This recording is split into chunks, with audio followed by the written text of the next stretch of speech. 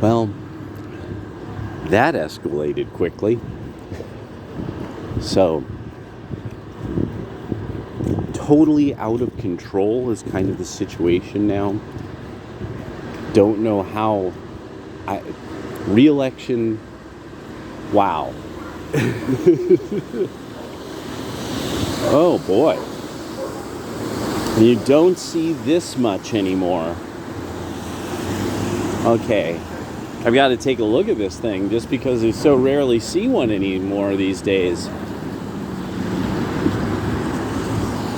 I don't think this thing's a Vespa, but it looks like a Piaggio, if I remember correctly.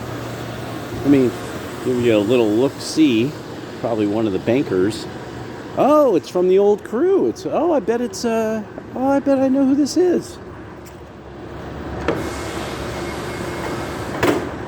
Yeah, let's get a nice view of this.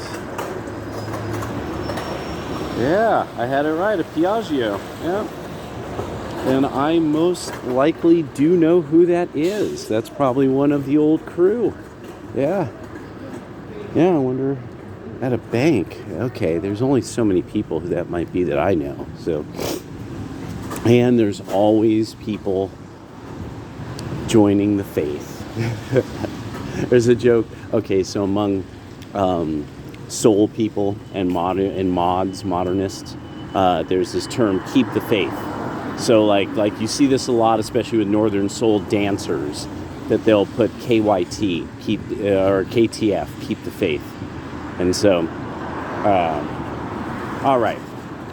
So things have gone pretty horribly out of control, Democrats. Like, things are getting real out of control for you guys.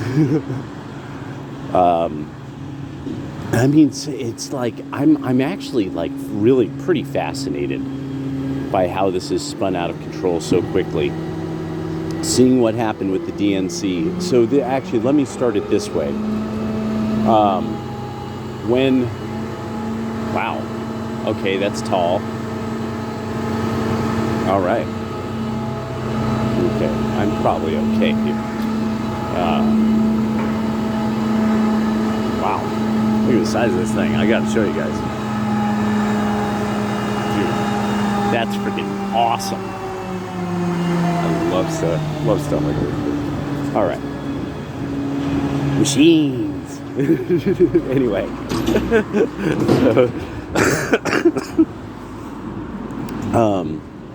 So it's spiraling out of control for you guys on the left of center. The way that you were handled by the police in Washington, D.C., and now the frequent attacks. I'm seeing this about once every 2 to 3 days, openly attacking Jewish students on campus. The optics of this are terrible, but I want to make sure that something is clearly understood. Why did Richard Spencer support Joe Biden? He said why he did. He told everybody exactly what he thought, and like everybody. So this was on the kill stream, on Ethan Ralph's kill stream. It was one of the more sort of the latter period of the kill stream, and they had Richard Spencer on. And I think Richard Spencer was even having like the sipping cognac or something, whatever it is that he does, which I wish he wouldn't. Like that was really, I agree with Luke Ford. I think that was really key to Spencer's fall, was that whatever's going on with the drink and maybe other things. So anyway,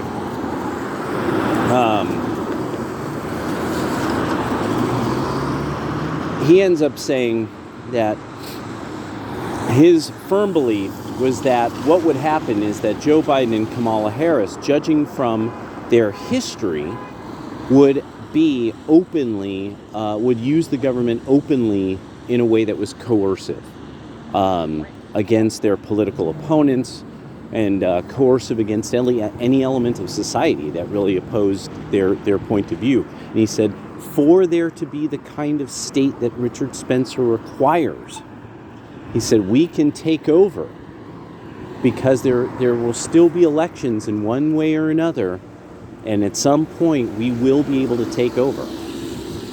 And there will be now a precedent for the government doing whatever it likes. The Democratic Party does whatever it likes to people, and so it'll be fair game to do anything we want to them.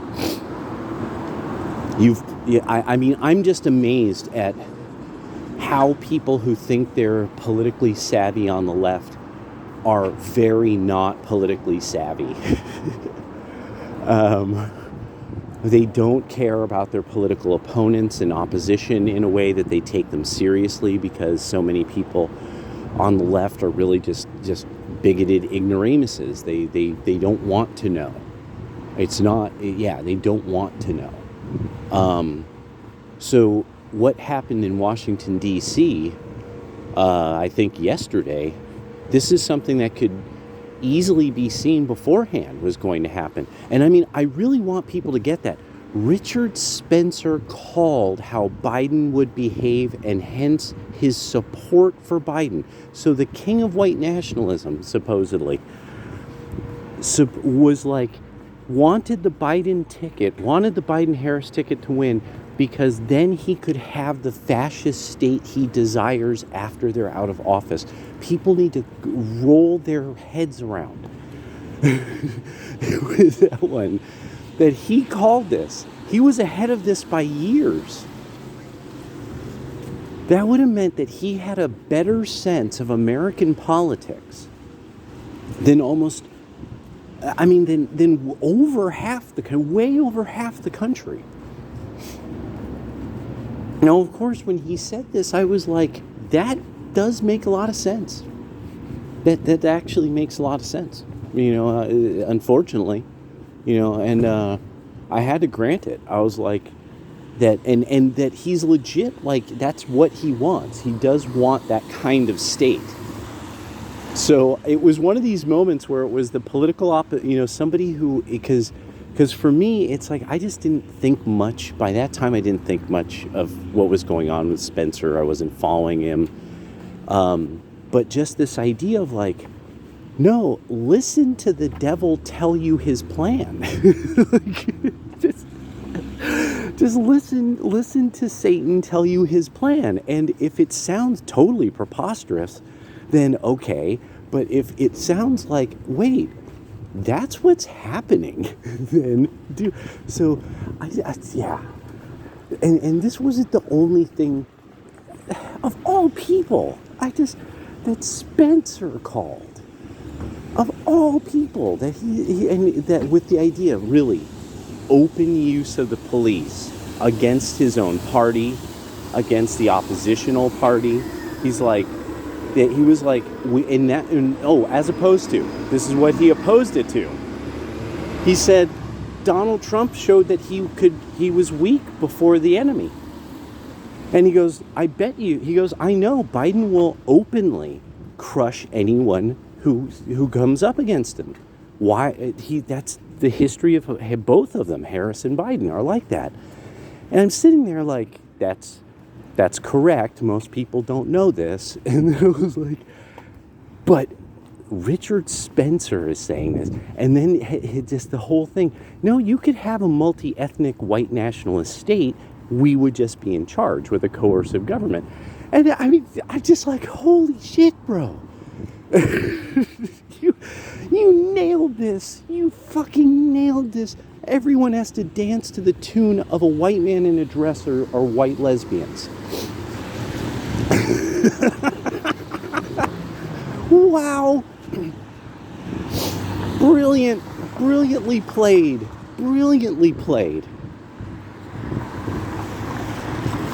And I bet nobody but maybe Luke Ford even remembers this.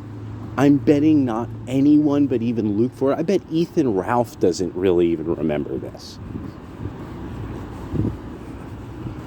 It was incredible.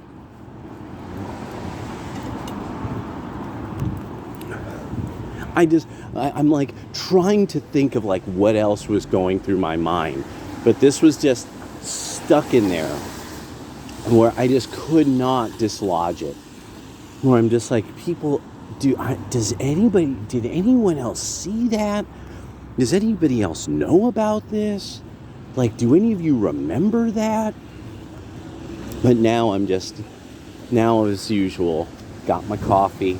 I had my delicious breakfast burrito, taking care of my banking,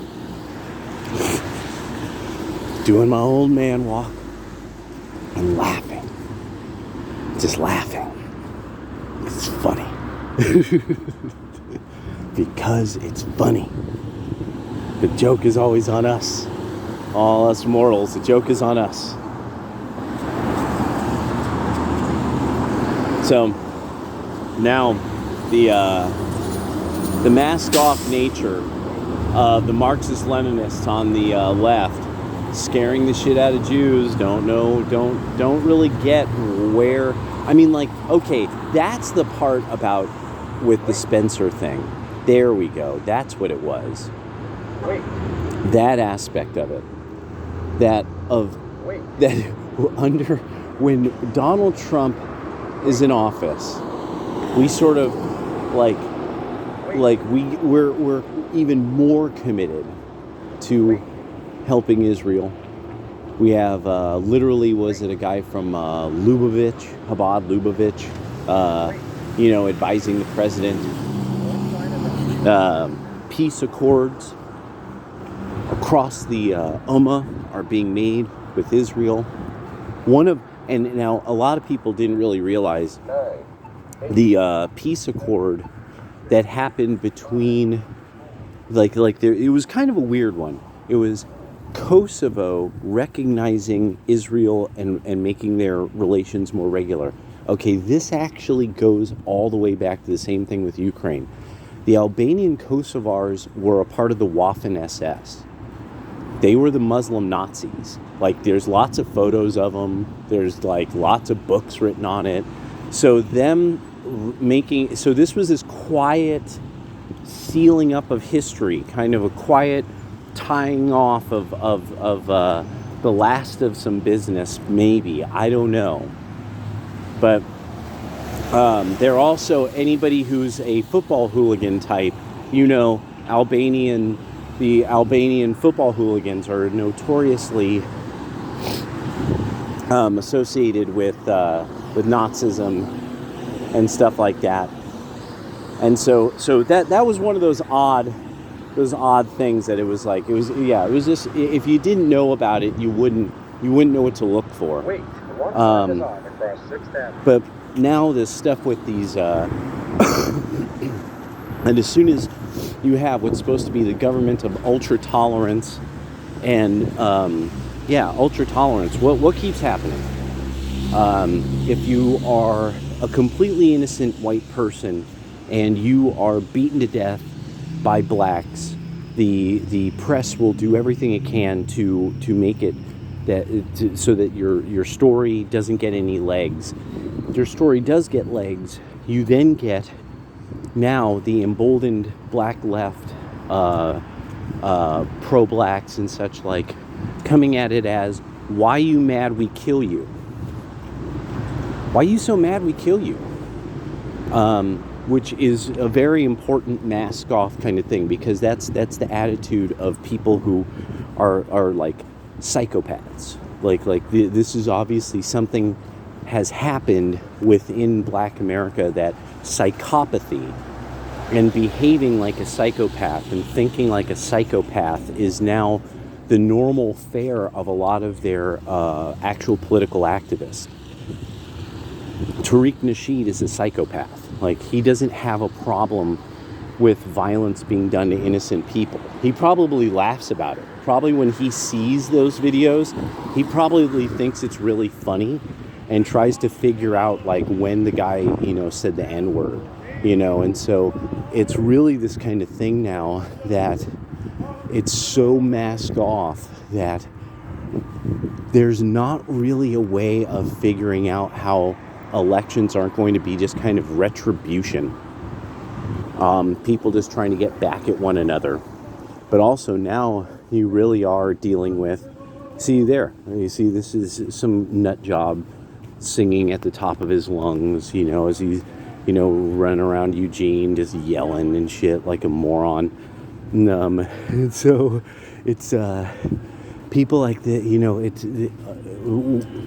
men are having a good time allowing everything to become shitty. Like for me, it's because of my tendency to be rebellious. I think it's funny to let the world turn into shit. Because people should want order. So I laugh at them while the savages and the maniacs ruin their lives. And because I've prepared for it. It's not right. I know it's not right. I know it's not moral. But it's the only way I know how to be. It's the only thing I know how to do. Gonna just walk. Gonna just keep on trucking. Oh yeah, delicious coffee. Let's have some delicious coffee. So now I'm kind of figuring, I got a little time before I gotta be someplace. I'm just trying to figure if I should try to climb this hill. I think it's about time I did. It's been a little too long. Show you guys some pretty images of Eugene, Oregon. One of my favorite places to go tromping up. Let me show you.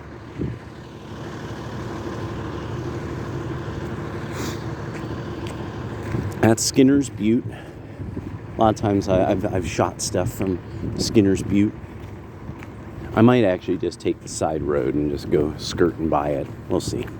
That's probably what I'll do. So I got to go to the bank. It's not open yet. But yeah, that kind of letting everything just kind of go nuts. And because the thing is, no matter if people are like, oh, when I was in my teens and 20s, I was punk rock.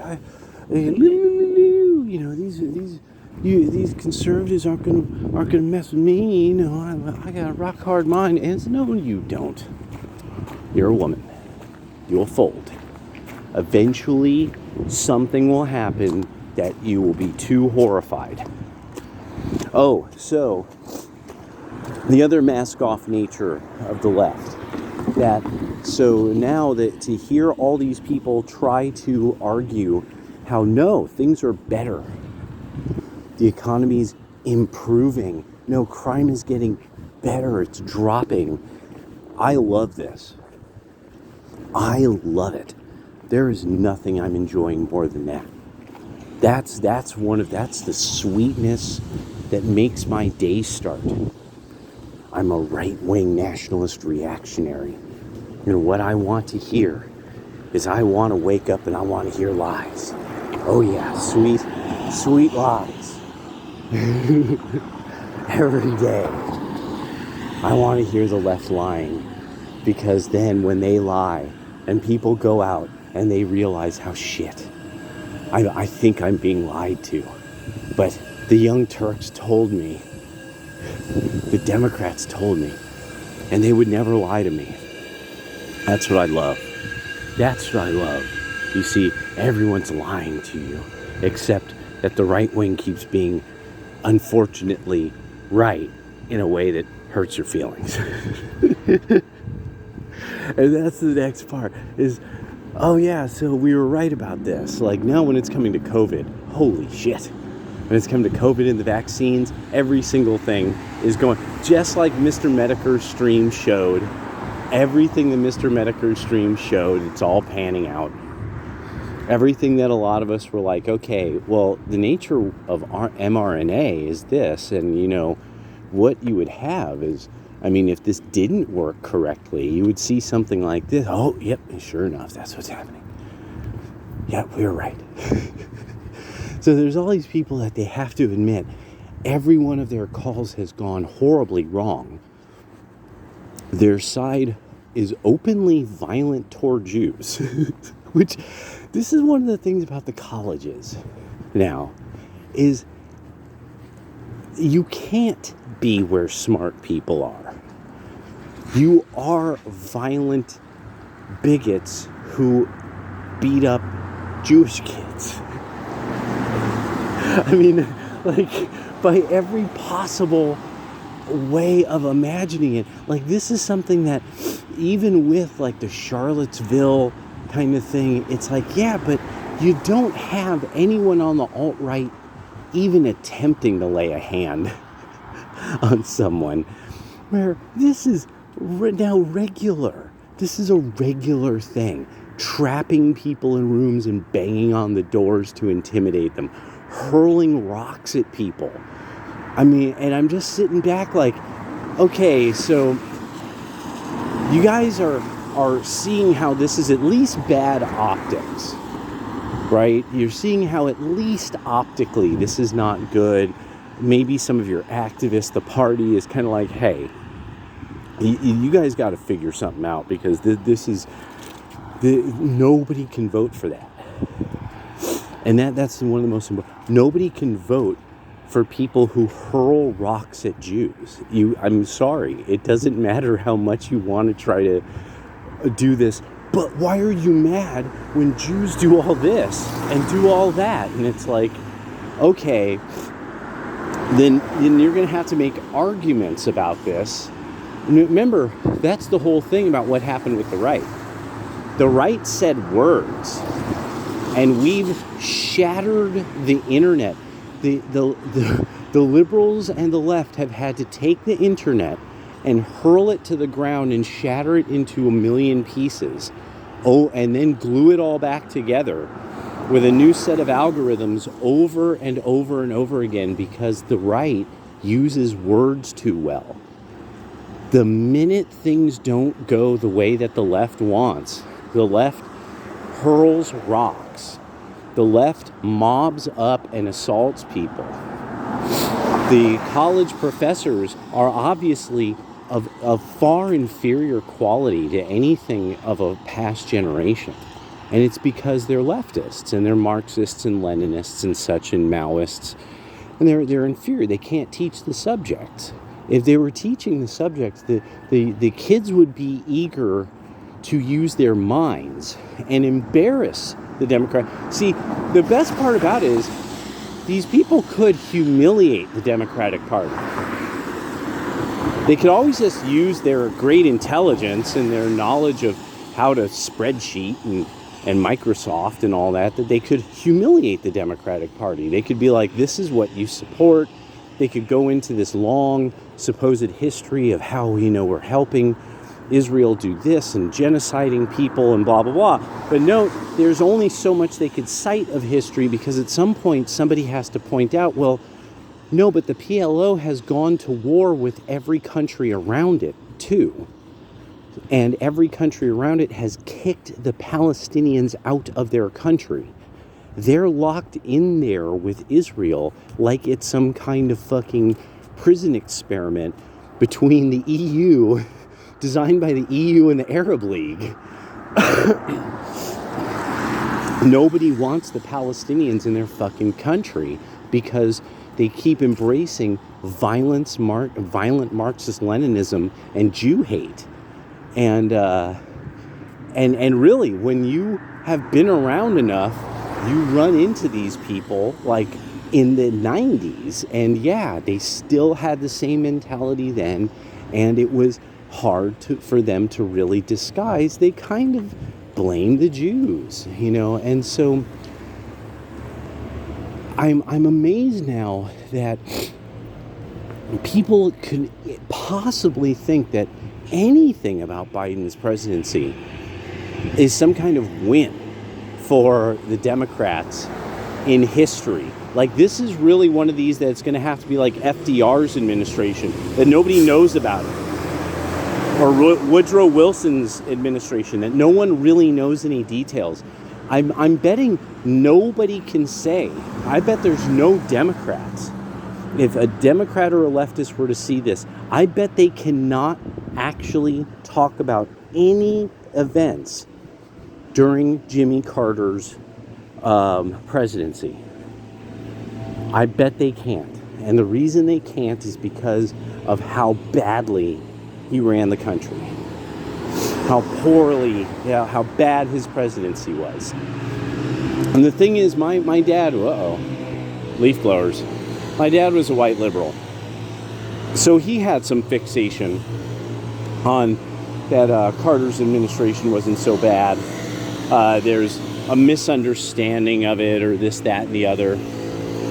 And, or a way that it was kind of like misreported in the long run. And, so, it's like one of those things I like look back and I kind of wonder what Pop would have thought of if he could have seen all this. I mean, now it would have broken his heart to see what happened to San Francisco. I mean, being born and raised there, and he really loved the old town. So it would have been pretty bad for, I wouldn't want for him to see what happened to San Francisco now. Or Grandpa. That'd be kind of heartbreaking.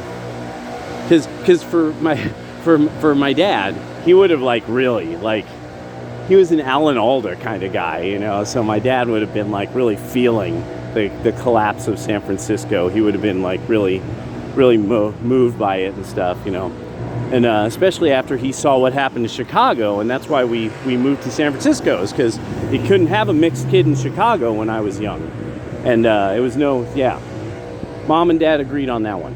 There was no way they could raise me in Chicago back then. So, it would have broken his heart to see San Francisco now. And I would be very afraid for him to live there. So, now, the left really, how they're going to sell all this, I don't really know.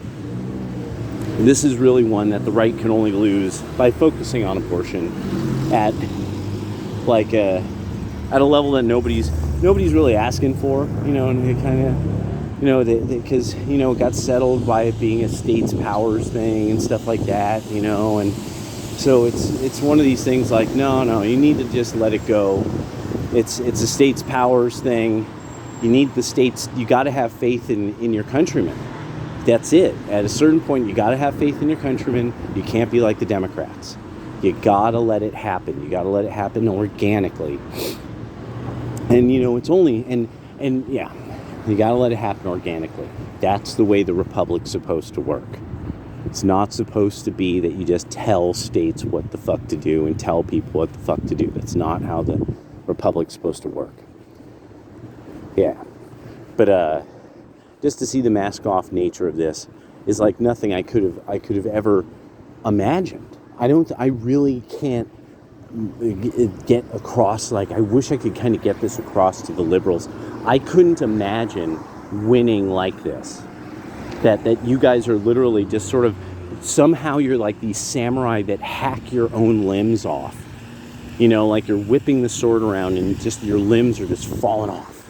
And it's like just some amazing sword technique, and the guy's legs just come right off. He just cuts his own legs off.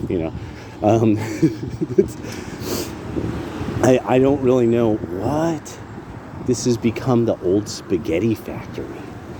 Oh my gosh! So it's no longer the what's it called? The electrical station or whatever. Some Eugene electrical station or something like that. I forget. I forget what they used to call it. Well, that's how that goes. More and more stuff like that, just changing all the time. And it's fine. To me, I'm like, oh, look at that. Oh, camping gear. I used to live up there. I used to live in that building. It's a very nice building to live in. Probably could never afford it now. Wow. Yeah, camping gear. You can trade in your camping gear, get other camping gear, so you go camping. Awesome. Yeah. That's about that. I'll talk to you guys later. Peace.